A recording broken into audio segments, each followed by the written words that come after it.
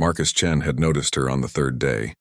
The trading outpost on Kepler 442b was a chaotic sprawl of prefabricated structures and makeshift stalls where humans, Xanthari, Krolaxians, and a dozen other species bartered for supplies. Marcus ran a small food vendor stand near the eastern gate, selling protein bars, synthesized fruits, and the occasional luxury item, real coffee, when he could get it. She was small even by Xanthari standards. Her pale blue skin was dusted with the grime of the lower districts, and her crystalline eyes darted nervously as she approached his stand each afternoon. The first time he'd turned away for just a moment to serve another customer. When he looked back, 3 protein bars were gone. The second time, she took a bag of dried fruit.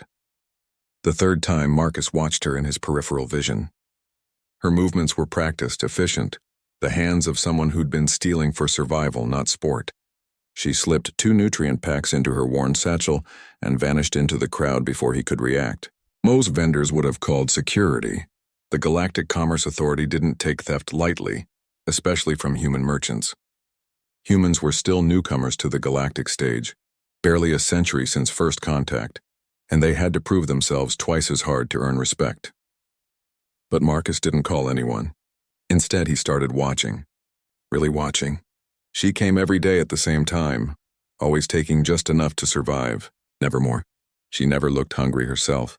Her eyes held a different kind of desperation.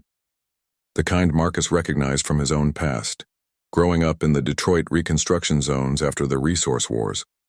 On the 7th day, he followed her.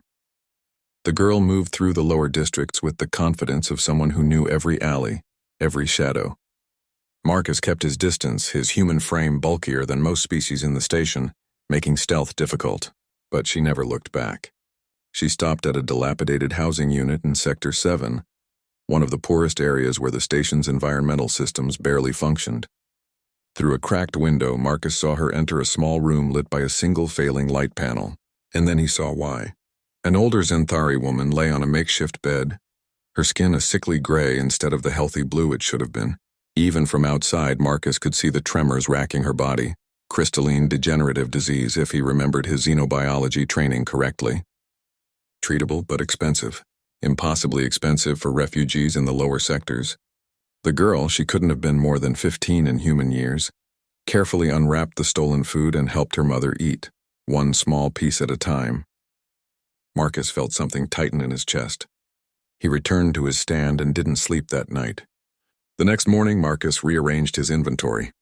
He placed the high-nutrient items, the ones specifically formulated for Xanthari metabolism, at the front of his stand, slightly closer to the edge. Easy to reach, easy to take. When the girl appeared that afternoon, Marcus made a show of turning away to organize his back shelf. He counted to 10, heard the soft rustle of movement, and turned back around. 3 items were gone. He smiled to himself. This continued for 2 weeks. Marcus began leaving specific items out. Foods rich in the minerals that helped with CDD symptoms, supplements that could ease pain. Each day the girl took them, and each day Marcus pretended not to notice. But the other vendors did notice. "You're losing inventory," Kralthor, a Krolaxian merchant, growled at him one evening. "That Xanthari girl is robbing you blind."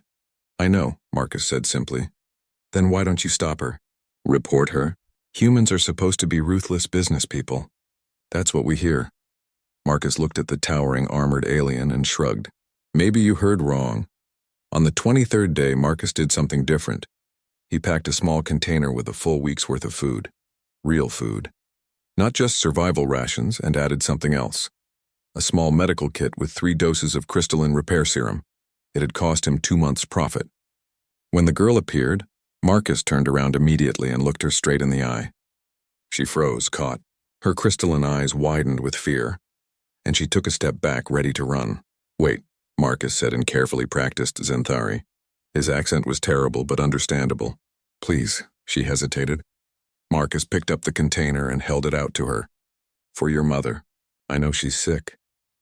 The girl stared at him, confusion and suspicion warring on her face. "Why?" she whispered in broken standard. "Because someone did the same for me once," Marcus said quietly. "When I was your age, when my sister was sick and we had nothing, a stranger helped us. Didn't ask for anything back, just helped. Tears formed in the girl's eyes, crystalline, literal tears that caught the station's artificial light. "I can't pay," she said, her voice cracking. "I'm not asking you to. Humans don't. You don't do this. Everyone says humans only care about profit, about advantage." Marcus smiled sadly. "Then everyone's wrong about humans. We care about a lot of things more than profit. Family, compassion, doing what's right."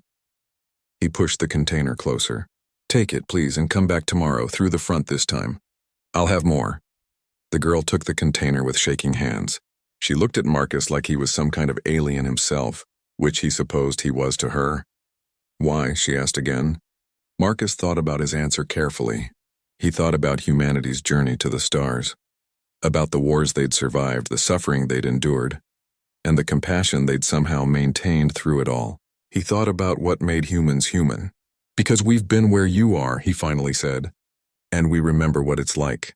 We remember what it means when someone reaches out a hand instead of closing their fist." The girl clutched the container to her chest and fled, but this time with hope instead of stolen goods.